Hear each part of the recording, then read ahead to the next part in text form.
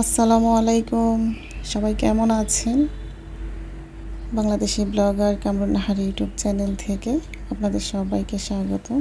আমি কামরুন নাহার চট্টগ্রাম থেকে বলছি। আজকে ব্লগটি শুরু করেছি, আসলে আমি কি বলবো আপনাদের সাথে তো আর শেয়ার করতে পারলাম না যে আমি কিভাবে বিরিয়ানিটা রান্না করছি। তো জাস্ট যতটুকু পেরেছি, একদম কমপ্লিটই প্রায় সবটুকু আপনাদের সাথে শেয়ার করতে পারি নাই। তো শেষ পর্যায়ে এসে ভাবলাম আচ্ছা এতটুকুই ভিডিও করে নেই। তো বাচ্চাদের জন্য বিরিয়ানি রান্না করলাম। বাচ্চারা তো বরাবরই বিরিয়ানিটা পছন্দ করে, শুধু আমার বাচ্চারা না, সবার বাচ্চারাই বিরিয়ানি অনেক পছন্দ করে। তো বিরিয়ানিটা দমে বসাই দিলাম। একটু দমে না রাখলে আবার ভালোভাবে সেদ্ধ হবে না চালটা। আর যারা যারা এই মুহূর্তে আমার ভিডিওটি দেখছেন, অবশ্যই প্লিজ আমার ভিডিওতে একটি লাইক দিয়ে দিবেন। আপনাদের ছোট্ট একটি লাইক আমার ভিডিওটি আরও 10 জনের কাছে পৌঁছে দেবে। তারপরে যে বাবুকে খাওয়ানোর জন্য বিরিয়ানি নিলাম। বাবুকে খাওয়ানোটা মনে করেন আমার জন্য একটা কি বলবো মস্ত বড় কাজ। খেতে চায় না, কোনো কিছু খেতে চায় না। যে কোনো জিনিস মানে এমনি খাবে, ওই যে বাহিরের জিনিস হাবি যাবি, তারপর ফল পছন্দ করে ও, কিন্তু ভাত খেতে চায় না কোনোভাবেই না। ওরে খাওয়াতে গেলে আমার 1 ঘন্টা সময় লাগে। আর এই যে মোবাইল ছাড়া তো খাবেই না। মোবাইলটা সামনে ধরে রাখলে তারপর ওই একটু একটু মুখে নেয়। তো আমাকে ওর বাবা অনেকবার বলে যে মোবাইল দিবা না, কিন্তু কি করব, না খেলে কি করার আছে। আর এই যে বাজারে গেছিলাম, বাজার থেকে নিয়ে আসলাম টুকিটাকি যা লাগে সাংসারিক। একটা সংসারে তো আর কম কিছু লাগে না। তারপরও খরচ মানে যতই হিসাব করে করি ওই হিসাব আর থাকে না। এখানে আমার মেয়ে ওই বাজারগুলো ব্যাগ থেকে বের করতেছিল, আর আমি তো বাজার থেকে এসে ঘেমে অবস্থা খারাপ, নিচেই বসে আছি যে একটু গাটা ঠান্ডা হোক তারপর কাজ করব। আর এই যে বাবুকে বাদাম দিচ্ছিলাম, ও আবার বাদামটাও খায়, মানে ভাত ছাড়া যা কিছু আছে সবই খাবে। আসলে একটা কথা কি মনে করেন, যে এই যে আমরা এত হিসাব করি গৃহিণীরা, মানুষ বলে যে সংসারে যদি গৃহিণী হিসাব করে চলে অবশ্যই সেই সংসারের উন্নতি হয়। সেটা আমিও মানি, আমি নিজেও অনেক হিসাব করে চলি। তারপরেও মানে যত টাকা বাজেট করি তার চেয়ে বাহিরে খরচ হয়েই যায়। যতই বলি যে আজকে এটা করব না, এটা নিব না, তারপরেও মানে ওই বাজেট আর থাকে না। তো বাজারে গিয়েছিলাম মূলত মাছ মাংস সব কিছুই নিয়ে আসবো, কিন্তু মাছের বাজারে গিয়ে দেখি যে অবস্থা খারাপ। যে দাম পরিমাণে আমাদের এখানে মাছের, মুরগি তো আগে 200 টাকা ছিল, এখন একটু কমছে। তবে পছন্দ মতো মাছ পাই নাই, এই জন্য নিয়ে আসি নাই। আর এদিকে যে বাজার থেকে এসে মানে আমি হিসাব করতেছিলাম যে কত টাকা নিয়ে গেছি আর কত টাকা ফিরিয়ে নিয়ে আসলাম।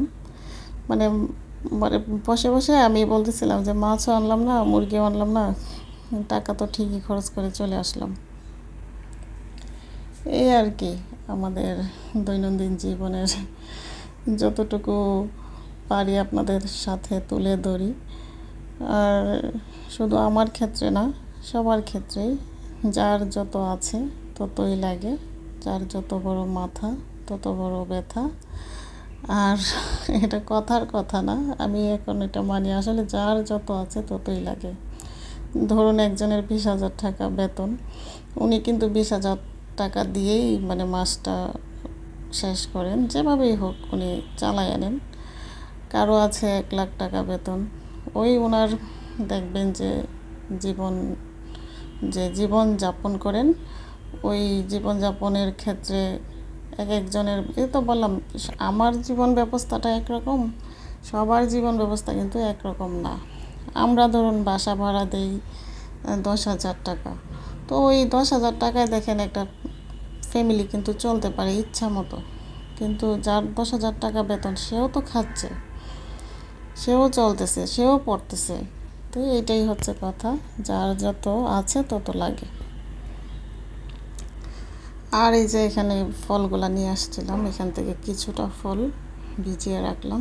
আর ফলওয়ালাদের কথা কি বলবো বলেন, মানে একটা একটা করে দেখে দিছি যে এটা দিবেন না, তারপরেও ওই যে দেখতে পাচ্ছেন উপরে হলুদ পচা পচা দেখা যাচ্ছে না, ওইটা কোন ফাঁকে যে মানে উনি দিয়ে দিছেন আমি দেখলাম না। বাসায় এনে দেখি যে এই পাশের সবগুলো পচা। তো বলে আর লাভ নেই, মানুষকে ঠকালে ঠকতে হয়। আর কি বলবো, কাউকে অভিশাপ দেই না, কোনো ইয়ে করি না, কিন্তু আসলে এই যে এইগুলা করে, এতে করে কি কোনো ফায়দা আছে? একদিকে হয়তো বা চালাকি করে 2টা টাকা আয় করবে, অন্যদিকে ওইটা থাকবে না, কোনো না কোনোভাবে চলেই যাবে। তো ফলগুলা ভিজায় রাখছি, যে কিছুক্ষণ ভিজিয়ে রাখলে কি ফরমালিনটা আছে ওইটা চলে যাবে। আর এদিকে লিচু নিয়ে আসছিলাম, বাচ্চারা বসে লিচু খাচ্ছে নিচে। আরেকটা কথা কি, বছরের একদম যে কোনো ফল আপনি যখন একটা সিজনাল ফল খাবেন, একদম শুরুতেও খাবেন না, একবারে শেষেও খাবেন না। কিন্তু এই যে আমি নিয়ে আসছি শুধু, এই যে আমার ছোটো বাচ্চাটা এই আঙুরের জন্য একবারে মানে কি বলবো, সে তাকে যদি সারাদিন দেওয়া যায় সে সারাদিনই খাবে। আর ফ্রিজের কাছে গিয়ে শুধু বারবার বলবে যে আমাকে আঙ্গুর দাও, আঙ্গুর দাও, মানে ওর আঙ্গুর খুব পছন্দ। টক জাতীয় জিনিস, শুধু আঙ্গুর না, টক জাতীয় জিনিস তার খুব পছন্দ। আর এখানে এই যে লিচু তারা ভাই বোন সবাই মিলে খাচ্ছিল নিচে বসে। আমি ইচ্ছা করে দিই নাই উপরে, কারণ বিছানায় দিলে দেখা যাবে যে লিচু থেকে যে রস বের হয় সব দিয়ে বিছানার বেডশিট, বালিশের কাবার টাবার সব একদম নষ্ট করে ফেলবে। তো যাই হোক, আপনাদের সাথে কথা বলতে বলতে আমি একদম ভিডিওর শেষ পর্যায়ে চলে এসেছি। যারা যারা এই মুহূর্তে আমার ভিডিওটি দেখছেন, আমার চ্যানেলের পাশে থেকে যাবেন, আমার চ্যানেলটি সাবস্ক্রাইব করে, যদি ভালো লাগে অবশ্যই আমার চ্যানেলের পাশে থেকে যাবেন। এদিকে ছাদে আসছিলাম, ছাদে গাছে 2-3টা করলা হয়েছিল, তো মেয়েকে বললাম এগুলো উঠায় নাও, একটা ভাজি হবে আলু দিয়ে। তো করলাগুলা নিয়ে বাসায় চলে যাব এখন। আর আমার ভিডিও আজকের মতো এই পর্যন্তই। আশা করি আপনারা যে যেখান থেকে আমার ভিডিওটি দেখছেন অবশ্যই আমার চ্যানেলের পাশে আমার চ্যানেলটি সাবস্ক্রাইব করে থেকে যাবেন। আসসালামু আলাইকুম, আল্লাহ হাফিজ।